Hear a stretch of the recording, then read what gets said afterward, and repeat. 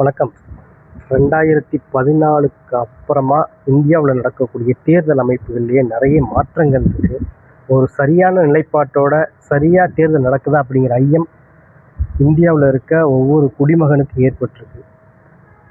அதுக்கான முக்கியமான காரணம் இப்பொழுது ஆட்சியில் இருக்கக்கூடிய கிட்டத்தட்ட 12 வருஷமாக ஆட்சியில் இருக்கக்கூடிய பாஜக தான் அப்படிங்கிறது எல்லாருக்கும் தெரியுது. ஆனால் அவங்க எந்த மாதிரியான ஸ்ட்ராட்டஜியை யுக்தியில் பயன்படுத்துகிறாங்க அப்படிங்கிறது ஓரளவு கண்டுபிடிக்கிறாங்க. கண்டுபிடிச்சா அந்த தேர்தலுக்கு அப்புறம் அடுத்த தேர்தலில் இல்லை அடுத்த மாநிலத்தில் நடக்கக்கூடிய தேர்தலில் வேறு யுக்தியை பயன்படுத்துகிறாங்க. அந்த யுக்திகளை நம்ம தெரிஞ்சுக்கிறதுக்கு மேலே அவங்க அடுத்த யுக்தி இந்த மாதிரியான ஒரு அறிவு ஜீவிகளையும் ஒரு சாணக்கியர்களையும் ஒரு பெரிய டீமை உருவாக்கி வச்சு இந்த தேர்தல் ஆணையம் மூலம் பாஜக தனக்கு தேவையான அத்தனை தேவைகளையும் நிறைவேற்றிக்கிட்டு இருக்கு. இன்றைக்கி அதே மாதிரியான ஒரு விஷயம் நடந்திருக்கு.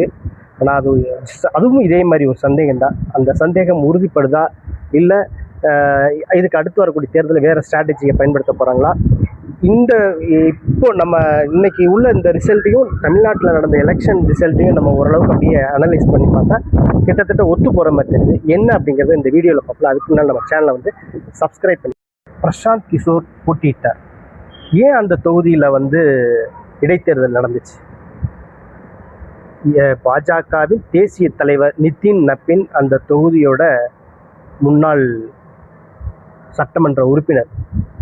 அவர் ராஜினாமா பண்ணிட்டு நாடாளுமன்ற உறுப்பினராக மாறிட்டார். மக்களால் தேர்ந்தெடுக்க மாநிலங்களவை உறுப்பினராக மாறினதுனால அந்த தொகுதியில் ஒரு இடைத்தேர்தல் வந்துச்சு. பாஜகவின் தேசிய தலைவர் அவர் தொகுதியில் அதை தோக்குறதுக்கு வாய்ப்பு கொடுக்குமா? வாய்ப்பே இல்லை. தேசிய தலைவருடைய தொகுதியிலே பாஜக தோக்குதுன்னா அது பாஜகவுடைய பெரிய அவமானம். ஆனால் தோக்குது. பிரசாந்த் கிஷோர் ஜெயிக்கிறார். எப்படி இது சாத்தியப்பட்டது? இங்கே தான் ஒரு ட்விஸ்ட் இருக்குது. இப்போ நம்ம கண்ணெல்லாம் மிளகாப்பொடி தூவுறாங்க. தேர்தல் சரியாக தான் நடக்குது, எந்த சந்தேகமும் இல்லை. இதை சொல்கிறவங்க எல்லாம் தேச துரோகிகள், ஆன்டி இந்தியன் அந்த மாதிரியான ஒரு ரேஞ்சுக்கு கொண்டு போக முயற்சி பண்ணுறாங்க. சந்தேகம் பட்டு நம்ம கேள்வி எழுப்புனா அல்லது அதை அந்த சந்தேகத்துக்கு கிட்ட உறுதிப்படுத்துகிற அளவுக்கு நம்ம கிட்ட போயிட்டோம்னா அவங்க யுக்தி ஸ்ட்ராட்டஜியை அடுத்து வேற ஒரு கோல் போஸ்ட்டை நோக்கி நகர்த்துறாங்க. இந்த பிரசாந்த் கிஷோர் ஜெயிச்சதுக்கும் தமிழ்நாட்டில் ஆட்சி மாற்றம் ஏற்பட்டதுக்கும் ஒரு வித்தியாசம் இருக்குது, ஒரு ஒற்றுமை இருக்குங்கிற மாதிரி நான் திங்க் பண்ணுறேன். நிதின் நபின் தோக்குறாரு. 2வது இடத்து, அதாவது பாஜக ஆளுங்கட்சி 2வது இடத்துல இருக்க வேண்டியது பார்த்திங்கன்னா அவர் லல்லு பிரசாத் அவருடைய கட்சி. 3வது இடத்துலையோ 4வது இடத்துலையோ 3% தான் ஓட்டு எடுத்திருந்தார் பிரசாந்த் கிஷோர் அவங்களுடைய பொது தேர்தலில், சட்டமன்ற பொது தேர்தலில். அப்படி இருக்கிறவர் 2வது இடத்துல இருக்கக்கூடிய லல்லு பிரசாத்துடைய கட்சி முன்னால் வந்திருக்கணும். நிதின் நபின் இருந்த அந்த பங்கிங்பூர் தொகுதியில் அவருடைய பாஜக 2வது இடத்துக்கு போச்சுன்னா முதல் இடத்துக்கு இதுதான் வந்திருக்கணும். ஆனால் வர்றது பார்த்திங்கன்னா பிரசாந்த் கிஷோர் வரார்.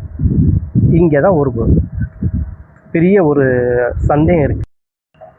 பிரசாந்த் கிஷோருடைய வெற்றியை இந்தியாவில் உள்ள எதிர்க்கட்சிகள் எல்லாம் கொண்டாடுது. காரணம், பாஜக மேலே அவங்களுக்கு விருப்பம் இல்லாதவங்க பூரா இப்போ பிரசாந்த் கிஷோருடைய வெற்றியை கொண்டாடுறாங்க. ஆனால் அந்த வெற்றிக்கு பின்னால் இருக்கக்கூடிய மிகப்பெரிய சூட்சுமம் இருக்குது.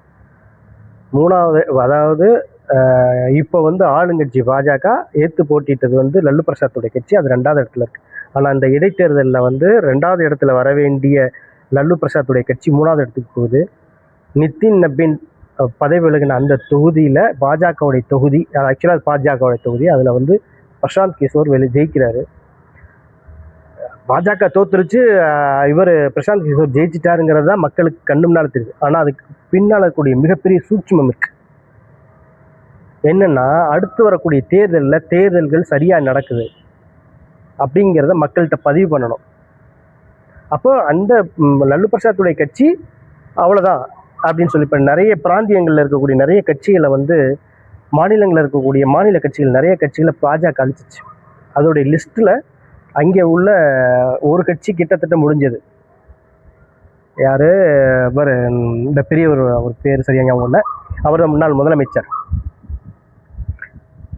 அதுக்கு அடுத்து இருக்கக்கூடிய வலுவான கட்சின்னு பார்த்தீங்கன்னா லல்லு பிரசாத்துடைய கட்சி.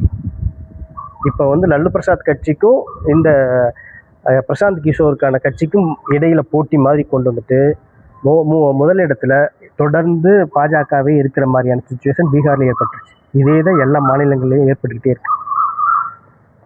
அதாவது 2வது 3வது இடத்துல இருக்கக்கூடிய கட்சிகளை வந்து போட்டி போட்டு அவங்க வந்து அதாவது பாஜகவுக்கு விழுகிற ஓட்டு அப்படியே விழுந்துடும், எதிர்கட்சிகளுக்கு விழக்கூடிய ஓட்டுகள் பிரியும். இது வந்து ஸ்ட்ராட்டஜி, அதாவது யுக்தி. இந்த யுக்தியை வந்து எல்லா மாநிலங்களும் பயன்படுத்தி தொடர்ந்து ஆட்சியில் இவங்களே கண்டினியூ பண்ணுற மாதிரியான சூழ்நிலை இருக்குது. அப்போ என்ன, நம்ம பொதுத்தளங்களில் பேசக்கூடிய பத்திரிகையாளர்கள், நடுநிலைவாதிகள்லாம் பேசக்கூடிய என்னன்னா, ஓட்டு பிரிஞ்சிச்சு. தேர்தல் முறைகேடுகளை பற்றி பேசாமல் இந்த மாதிரி விஷயங்களை நம்ம பேசிட்டு கடந்துடுறோம். தமிழ்நாட்டில் அதே மாதிரி தான் எல்லா கருத்து கணிப்புகளும் சொன்னிச்சு. திமுக இவ்வளவு திட்டங்களை கொடுத்துருக்கு, நாட்டிலேயே முதல் இடத்துல கொண்டாந்து நிறுத்தியிருக்கு. இப்போ 13வது இடத்துல இருந்த தொழில் வளர்ச்சி, பொருளாதார வளர்ச்சியில் முதல் இடத்துல தமிழ்நாட்டை திமுகவுடைய முதலமைச்சர், அன்றைய முதலமைச்சர் திரு மு க ஸ்டாலின் கொண்டு வந்து வச்சிருந்தார். அவர் தான் ஈஸியாக ஜெயிக்க போகிறாருன்னு நேஷனல் மீடியா, இங்கே தமிழ்நாட்டுடைய மெயின் ஸ்ட்ரீம் மீடியா இவங்க எல்லாம் எடுத்த கருத்து கணிப்பில் இதுதான் ரிசல்ட்டாக சொன்னாங்க. ஆனால் வந்த ரிசல்ட் என்ன, கொளத்தூர் தொகுதி, அதாவது மாடர்ன் ஆஃப் தமிழ்நாடு அப்படின்னு சொல்லக்கூடிய அளவுக்கு அந்த தொகுதி அவ்வளோ சிறப்பாக செஞ்சு வச்சிருந்தார் திரு மு க ஸ்டாலின் அவர்கள். ஆனால் அந்த தொகுதியில் மு க ஸ்டாலின் கிட்டத்தட்ட 9000 ஓட்டு வித்தியாசத்தில் தோற்கிறார். யார்கிட்ட, அந்த ஏரியாவில் கந்து வட்டி விட்டு அவப்பெயரோடு இருக்கக்கூடிய விஎஸ் பாபு. அந்த விஎஸ் பாபு ஏற்கனவே திமுகவில் இருந்து விலக்கப்பட்டவர், அவருடைய நடவடிக்கைகள் சரியில்லாமல் விலக்கப்பட்ட அந்த விஎஸ் பாபு தாவேக்கால போய் நின்று அன்றைய முதலமைச்சர் மு க ஸ்டாலினை எதிர்த்து ஜெயிக்கிறார். அதுக்கு மே 4ஆம் தேதி இவங்க வந்து ஒரு எலெக்ஷன் முடிஞ்ச ஒரு 4 நாளில் இதில் மனு போடுறாங்க, தேர்தல் ஆணையத்தில் மனு போட்டு இப்போ விவிபேட்டில் சில குளறுபடிகள் இருக்க மாதிரி போயிட்டுருக்கு. பார்க்கலாம் அது எந்த அளவுக்கு நடக்குதில்ல, எந்த அளவுக்கு இல்லை. அதில் ஒரு முக்கியமான செய்தி இருக்குது, நான் அதை வந்து ஈஸியாக நடக்குதுங்க. இங்கே உள்ள இந்த ரிஃப்ளெக்ஷன் இருக்கு இல்லையா, இங்கே இப்போ இந்த ரிசல்ட்டோடைய சின்ன ஒரு 30% அளவில் ஒரு எலெக்ஷன் நடந்ததில் 30% அளவில் முறைகேடு இருக்கிறது மாதிரி திமுகவுடைய வழக்கறிஞர் என்ஆர் இளங்கோ எம்பி அவர்கள் வந்து பேட்டி கொடுத்தாரு. அந்த விவிபேட் செக் பண்ணுற இடத்துல அவர் தான் இருந்தார், அந்த கொளத்தூர் தொகுதியில். அவர் ஒரு சந்தேகத்தை இங்கே கிளப்புறாரு. இந்த சந்தேகம் போகணும்னா அங்கே வந்து பிரசாந்த் கிஷோர் ஜெயிச்சு அதை இப்போ எல்லாரும் என்ன பண்ணுவோம், பிஜேபியோடைய தேசிய தலைவரை தோற்கிறார், அப்போ வந்து தேர்தல் நியாயமாக நடக்குது அப்படின்னு மக்கள்கிட்ட கொண்டு போய் சேர்க்கணும். இன்றைக்கி எப்படி இருந்தாலும் மெயின் ஸ்ட்ரீம் மீடியாவில் வந்து இதை பற்றி ஒரு விவாதம் நடக்கும். 2 நாளைக்கு முன்னால் விவாதம் என்னென்னா, விவிபேட் எலக்ட்ரானிக் ஓட்டிங் மிஷின், இந்த மாதிரி கண்ட்ரோல் யூனிட், இதில் எல்லாத்துலேயும் ஒரு விதமான சந்தேகத்தை வந்து திமுக எழுப்புது. இன்றைக்கி இது அப்படியே மழுங்கடிச்சுப்பாங்களே, அதுக்கான யுக்தியாக கூட இந்த வெற்றி இருக்கும் அப்படிங்கிறத நான் அந்த வீடியோ முழுசாக நான் சொல்ல வந்ததோடைய அர்த்தமே அதுதான். யாரும் அடுத்து இந்த தேர்தல் ஆணையத்தை பற்றி கேள்வி கேட்கக்கூடாது. ஏன்னா இவங்க அடுத்த யுக்தி இப்போ தமிழ்நாட்டில் நடந்த இந்த இது இப்போ ரிசல்ட்டு, இந்த விவிபேடு, இந்த கண்ட்ரோல் மிஷினில் இருந்தது வந்து திமுக வெளியில் கொண்டு வந்துச்சுன்னா இவங்க அடுத்த தேர்தலுக்கு அடுத்த யுக்தியை மாற்றிடுவாங்க. இதே ஃபார்முலா ஃபாலோ பண்ண மாட்டாங்க. இப்போ இங்கே ஏதோ ஒரு குளறுபடி நடந்திருக்குல்ல, திரு மு க ஸ்டாலின் அவர்கள் தோத்துட்டாரு, அதை வந்து திமுக தொண்டர்களால் ஏற்றுக்கிற முடியல, இல்லை அந்த தலைவர்களோ அந்த கட்சியோ ஏற்றுக்கிற முடியல. அவங்க ஏதோ நடந்திருக்கு, அதாவது 1,00,000 ஓட்டு வித்தியாசத்தில் ஜெயிப்பார் அப்படின்னு எதிர்பார்க்கப்பட்ட இடத்துல உறுதியாக ஜெயிக்கக்கூடிய நிலைமையில் இருந்த திரு மு க ஸ்டாலின் அவர்கள் வந்து 9,000 கிட்டத்தட்ட 8,375 ஓட்டு வித்தியாசத்தில் தோக்குறார். அப்போ சந்தேகப்பட்டு அந்த கட்சியில் இருக்கக்கூடிய தொண்டர்கள் அல்லது அவருடைய அனுமதி வாங்கி அந்த அவங்களுடைய லீகல் விங்கு வந்து வழக்கு தொடர்ந்து இப்போ வந்து இந்த மாதிரி சந்தேகம் ஏற்பட்டு இது போய்கிட்டு இருக்கும்போது இது வந்து இந்தியா பூரா பட்டு விடக்கூடாது. இந்தியா பூரா பேசப்பட்டுச்சுன்னா பெரிய பிரச்சனை ஆயிரும், சிக்கலாயிரும். அப்போ இந்த இடத்துல இப்போ வந்து பிரசாந்த் கிஷோருடைய வெற்றி இது அப்படியே மழுங்கடிச்சிடும். இதுதான் யுக்தி. அடுத்த தேர்தல் எங்கே வரப்போகுது, யூபியில் வரப்போகுது. யூபியில் 2027 வரக்கூடிய எலெக்ஷனில் தேர்தல் கமிஷன் மேலே எந்த புகார் வந்துடக்கூடாது. அவங்க ஏதாவது ஒரு ஸ்ட்ராட்டஜியை வந்து இப்போவே வகுக்க ஆரம்பிச்சிருப்பாங்க.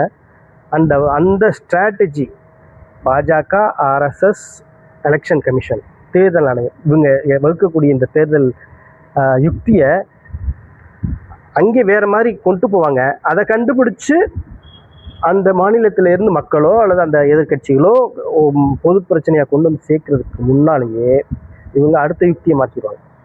இதை தொடர்ந்து ஒவ்வொரு மாநிலத்திலையும் அவங்க வந்து செஞ்சிட்டு இருக்கக்கூடிய ஒரு யுக்தி. இந்த யுக்தி காலங்காலமாக அவங்க மாற்றிக்கிட்டே இருப்பாங்க. இந்தியாவில் இந்த தேர்தல் நடைமுறை வந்து எப்போ சீர்திருத்தம் நடக்கும்போதுன்னு தெரியல. பாஜக இந்த நாட்டை ஆள்றதை விட்டு என்னைக்கு போகுதோ அன்னைக்கு தான் தேர்தல் ஒழுங்காக நடக்கும் அப்படிங்கிறது தான் மக்கள்கிட்ட பெரும்பாலான மக்கள்கிட்டையும் எதிர்கட்சிகள்கிட்டையும் இருக்கக்கூடிய ஒரு நினைப்பு. பார்க்கலாம் என்ன நடக்குது. இந்த வீடியோ பிடிச்சிருந்தா லைக் பண்ணுங்கள், கமெண்ட் பண்ணுங்கள். கண்டிப்பாக உங்களுடைய கமெண்ட்ஸுக்கு நான் ரிப்ளை தரேன். ஓகே, பாய்.